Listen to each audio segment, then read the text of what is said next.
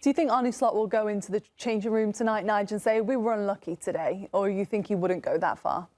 I don't think he'll go that far to say they were unlucky. I just think that he'll be happy with the performance and the response from the team, that they gave a decent performance, more so in the second half.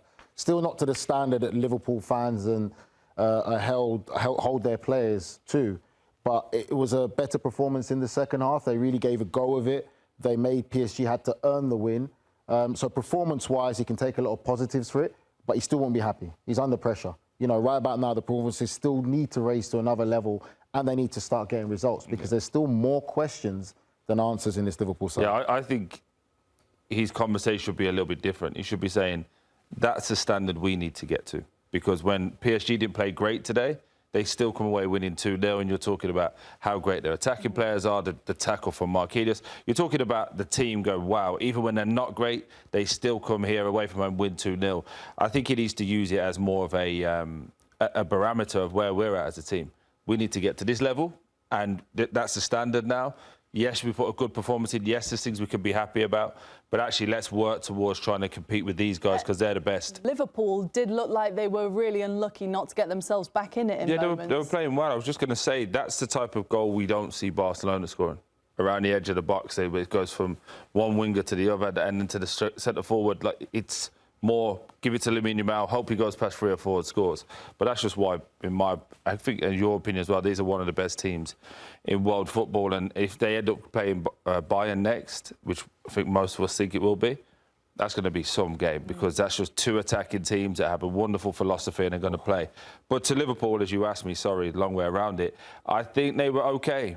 I think PSG went there with that expectation of just keep them in front. Let's see if they can actually break us down.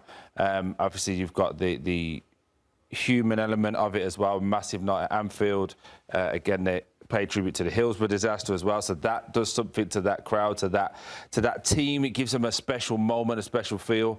But they still couldn't break PSG down. And unfortunately, the big worry is whatever has happened to Ekitike. It looks like it could be a World Cup record for him. So we wish him all the best. But Liverpool are just in that moment at the moment. It's a transition. They've got to concentrate solely on the league now and have to make Champions League football. I thought Liverpool played really well, especially in the second half. They turned it on and they played really well. I thought PSG was better in both boxes. When Liverpool got into the box, they couldn't break down PSG's low blocks. Some great tackles. The Marquinhos one is the one I'm thinking about right now. First, the keeper makes a fantastic save. Sofanov made then Marquinhos makes another one with the slide tackle. And they were able to stop Salah in the box. Salah had a couple 1-2s, got himself into the box, and then they were able to put those fires out. On the flip side, when it went the other way, then PSG has too much quality inside the other box, inside the attacking box, and know how to get the job done. That goal that we showed, the Dembele goal, for me, Dembele is a big part of the goal, but the details are everywhere in that goal for Champions League football. He lets the ball go. The layoff is perfect. Kvaratskhelia understands his position. By the way, he's a winger playing centrally in that moment because he understands the play about to happen. Dembele spins immediately. He gets the ball. The details of the pass that goes out wide is just enough to put the defender of Liverpool in a situation where he wants to jump it, but he can't. Now, all of a sudden, he's 1v1 Barcola. Barcola recognizing, hey, listen, I could go 1v1 right now and do my thing, but it's not about me. They recover well. Okay, I'm going to be patient. Goes to Kvara. I'm going to be patient. Goes to the top of the box. Dembele, I'm going to be patient. Little bit of touch, boom, goal. The understanding between 5-6 different guys there is crazy. And that's why they are where they are. That's why in difficult games, this was a 50-50 game. That's why they're able to put those pieces together, because they understand risk-reward, they understand the detail of a pass, they understand the detail of transition, and they're not selfish. One of the most unselfish teams that there's there. And that's why they won the game tonight. Because if you look in the midfield, Liverpool are probably better than them. But in both boxes, for me, PSG has more quality, more understanding. Yeah, I agree. I mean, in the midfield as well, the midfield today, you think Liverpool were better than them? Yeah. Liverpool put in the second half a better the first 30 minutes of the second half, they were much better. But overall, no. But are you going to show Dembele some real love now? Because, you know, off air when we were watching it, you were hammering him. You were destroying him. You're the one that when she asked you, is he the best player in the world, you had a little hesitation. I wouldn't say he's the best player in the world now, but he's a top player. He's up there still with the quality. He was never the best player in the world. If Lamine Yamal is alive, he's never the best player in the world. Lamine Yamal is better than him. Well, according to the Ballon d'Or. According to the Ballon d'Or, he was. And also, in this leg, he missed like 3 or 4 chances. We can celebrate his goal. Make no mistake, he's Champions League winner, Ballon d'Or winner. Let's take nothing. But that's what top players do, though, because even if they miss chances, we've seen players who miss chances and give big games like this, they go missing and that's it. Confidence is gone. top players, even when they miss big and good chances and they know they're a top player, when that moment comes, because that chance that he scored was harder than the chances that he missed. It's a great goal. That goal that he scored was harder than the chances that he missed, and that's what top players do. You know it and you know it. When it comes down to it, the top players always shine in. Don't pull that face. So I knew he's the one having the problem. We could also show the ones who ricochet off his shin when he's in the six and he's going to volley and it ricochets off his shin. Hey, it still counts as a goal. He's an excellent player, but when you want to say the world's best, I think you need a bit more. It's a little bit more you need.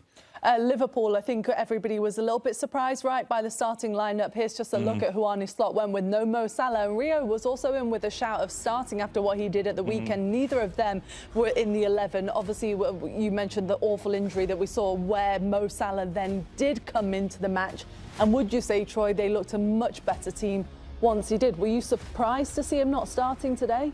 Yeah, I think he got a little bit fortunate as well with starting Isak and getting him 45 minutes under his belt as well. Now with Ekitike going down, you would have, if Ekitike was starting and gets injured and then you bring Salah on, you'd be worried then, Isak, you've wondered then, does he get injured because he's been out for so long? I think they also changed the shape, went back to what they know, the 4-3-3. That's what made everyone feel a little bit more comfortable.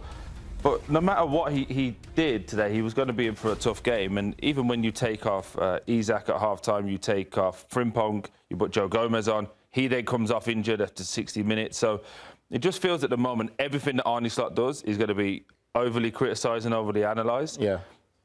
You've got two top strikers that you bought in for, I don't know, nearly 200 million between them. Play them. Salah's leaving. And again, this whole thing with Salah where, like, oh, he's dropped. Did we see the game before? He weren't very good, was he? Does anyone remember the game before that, Man City, when he was awful? Yeah. You're allowed to drop him. But I think the other side to that is people would say, well, Isak, you know, he's not fully fit. And how's he going to get fit? By sitting on the bench? But would now be the right decision. Obviously, for hindsight's easy. But if you were a manager, you would have thought, yeah, today's the perfect opportunity. You're running out of games to get him fit. You have to play him. You have to get him accustomed to, like, the beauty of people that have never been in the dressing room, like going, oh, Salah has to play. OK, but Salah's played all season and no one can show me one good game. No one can. Not one good game we go, oh, that was the Salah game from this season. Has Salah been great before? Absolutely. Has he been great, fantastic last year? Absolutely. This season he hasn't. He's been off the boil. He's just announced he's leaving, by the way. So now as a manager, what do you want to do? Do you want to put all my trust in the guy that's leaving? Or do I want to get the guys that could be here with me for the next 2, 3, 4 years if I last that long? Also, I've got Isak who's chomping at the bit to get fit and also wants to be ready for the World Cup. So do you want the person who's telling me he's leaving or the person who's going, I'm desperate to just get fit? I know which one I choose. And no matter what, if he scores 2 today, Isak, and they go through, everyone goes, oh, master. Slot knows what he's doing, it's great. Genius. And no one even mentions that Salah's on the bench. But when they lose, it's like, oh, where's the things to pick out? That's just the nature of being a coach. That's the nature of making decisions. And I think, yes, it was surprising, but it wasn't like he put a kid who's never played before. Yeah. It's a $140 million striker that they put in. It's not a kid. So I think it gets blown out of proportion. And I think because Salah has been a legend for Liverpool, everyone forgets, what have you done for me lately? And go, oh, but he's the guy that can score. Oh, he's the guy that can assist. No problem. But can we just look at the last... It's about the body of work. And I understand what Troy's saying. Troy's right. Yes, he's a legend to the club. But if you're honest about what you're seeing, the performances haven't been there. And we can't just keep saying, oh, he's Mo Salah, he's going to get a goal. Sorry, though, one question. Did he play well when he came on? Did he change the game? Did he score? Well, you would say Liverpool did get better when he came on. Yeah, because they changed formation. Well, they changed formation. There's a lot of different things. Gakpo as well. But would you have played the different formation than had he started? You have to play with a 3 because he doesn't defend. So you have to put him high right, which is obviously his favourite position. But the fact of bringing him on, changing shape, making everyone go back to where they're comfortable, does coincide with that. But also the rest of the first half, they weren't great. It was actually the additional subs that came on at half-time, Gomez at right back and Gakpo that given that more solid base where everyone does it. But again, not just you, but in this situation, everyone goes, oh, Salah come on, Salah made it better. It's like, it didn't. There was 3 of them that came on. I think it was just interesting to hear, obviously, you know, when you're looking at the team news coming in and the reports and everything that goes into it, because it is a big decision either way, isn't 100%. It, for him to make. And In some ways, you're damned if you do and you're damned if you don't. Yeah, it's always going to be magnified when you look at, it's not just now, it's just the whole season as a whole with the whole Mo Salah and Arne Slot situation. You know, that is not something that's going to be easily buried. And it's been a difficult situation that we thought he handled well. Mo Salah says he's leaving. Then he goes to African Cup of Nations, comes back. Then Arne Slot has to deal with that. Oh, it's dealt with now. Still hasn't been performing, like Troy said, and I agree to that. I think when I look at today's game, the biggest thing for Liverpool was they had to put a performance in for the fans. At Anfield, it was more about the performance. Realistic Liverpool fans knew that then there's a golfing class between them and PSG were the better side and better team with more quality. The one question I would say is, Arne Slot not starting Reo Coker with the performance that he had in the Premier League in the weekend is more of a question for me. And the reason why I say that is, this youngster should have played. He's young, he's fearless, he's very confident in his ability, and he showed it in that Premier League game. In a game like this, where it's about performances, it's about getting the Anfield crowd back on your side and believe in something, these are the games you unleash these youngsters to say, go and play. You think it's interesting as well with the timing of Mo Salah saying that he's obviously going to leave if Ekitike is out for a significant period of time. Had Mo Salah not announced that he's leaving, do you think that could have changed his future with Liverpool? Because this very much looked like a goodbye for a European night, right? It is a goodbye. I just think that So no more games. I know, exactly, that's the point. They've still got a Premier League season to finish off. So, like Troy said, Arne Slot has a lot to deal with. He's had to deal a lot with the entirety of this season. And if we're honest with ourselves, as some of these players that we love and admire, we give them the flowers deservedly when they deserve it.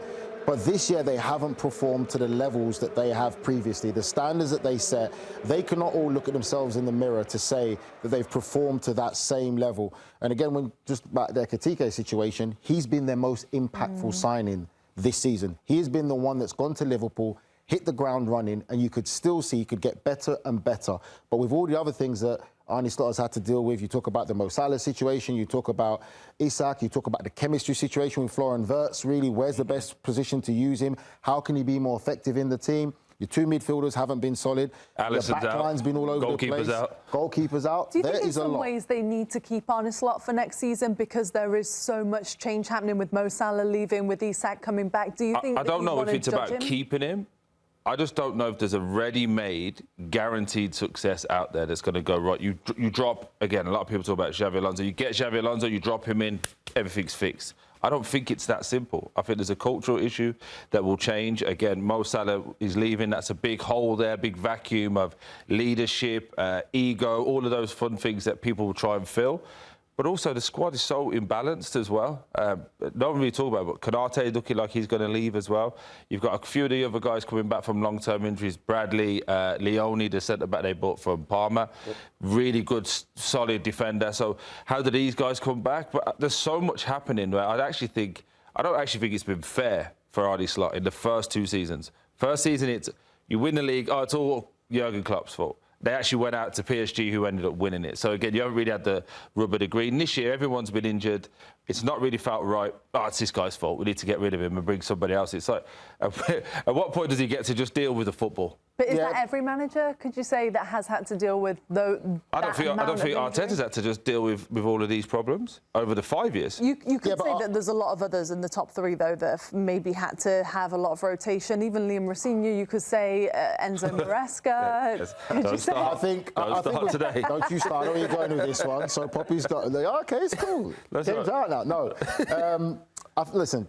Troy's right. He's had to deal with a lot, but this is what comes with being a manager at the highest level. I agree. You have to deal with it. You have to find a way. But not this turmoil. You would think about it, losing your three of your best players last year in terms of Salah, Van Dijk, and Trent. You're all talking about contract the whole way. Yeah. You win the league. Trent leaves, then they go and spend 400, 500 million because they didn't spend the season before. Now you got to integrate all of these players, your best players not performing and wants to leave. How much That's influence? not normal. OK, but how much influence can we say that Arne Slot had in the signings that they made? Did he have much of a decision in it? We still don't really know. So for me, he has to deal with what's in front of him. He hasn't helped himself in certain degrees when he came out criticising style of play of opposition when your job is to win a football match. You can't criticise how a team sets up. You've got to find a way to break them down.